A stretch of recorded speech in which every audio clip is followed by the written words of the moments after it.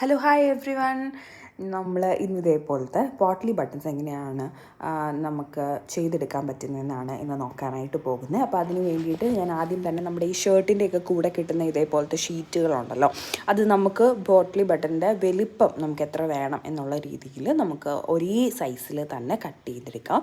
And നമുക്ക് വേണ്ട ഏത് കളർ മെറ്റീരിയലാണ്, ഇപ്പം ഞാൻ പാൻസിന് വേണ്ടിയിട്ടാണ് അതിൻ്റെ തന്നെ ഒരു മെറ്റീരിയലും അതേപോലെ തന്നെ നമ്മുടെ ആവശ്യാനുസരണം ഒരു സ്ക്വയർ ഷേപ്പിൽ കട്ട് ചെയ്തെടുക്കുന്നുണ്ട്. എല്ലാം ഒരേ സൈസിൽ കട്ട് ചെയ്തെടുക്കാനായിട്ട് ശ്രമിക്കുക, അപ്പോൾ എല്ലാം ഒരേപോലെ തന്നെ ഇരിക്കും.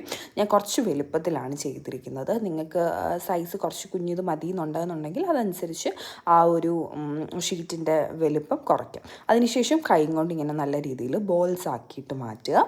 അപ്പോൾ അത് എത്രമാത്രം നമ്മൾ ബോൾസ് ആക്കുന്നോ ആ രീതിയിൽ അത് നല്ല റൗണ്ടിൽ വരും. ആൻഡ് നമുക്കതിൻ്റെ സൈസ് കുറയ്ക്കാനും ഒക്കെ പറ്റും.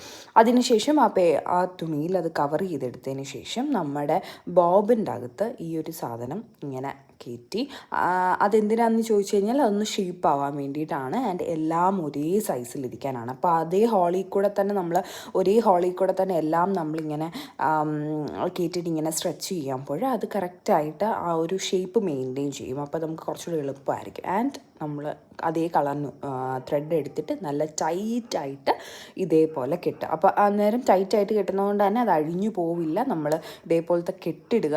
ആൻഡ് കുറേ പ്രാവശ്യം ടൈറ്റായിട്ട് ഇങ്ങനെ റൗണ്ട് ചെയ്യുന്നതിലൂടെ അത് നല്ല ടൈറ്റായിട്ട് ഇരുന്നോളും. എന്നിട്ട് നമുക്ക് ബാലൻസ് വരുന്നത് നമുക്ക് ആവശ്യാനുസരണം കട്ട് ചെയ്ത് കളയാം. പിന്നെ നമ്മൾ സ്റ്റിച്ച് ചെയ്തതിന് ശേഷം കട്ട് ചെയ്യാറുണ്ട്. അപ്പോൾ ഈ രീതിയിൽ നിങ്ങൾക്ക് ഫോം ചെയ്തെടുക്കാം.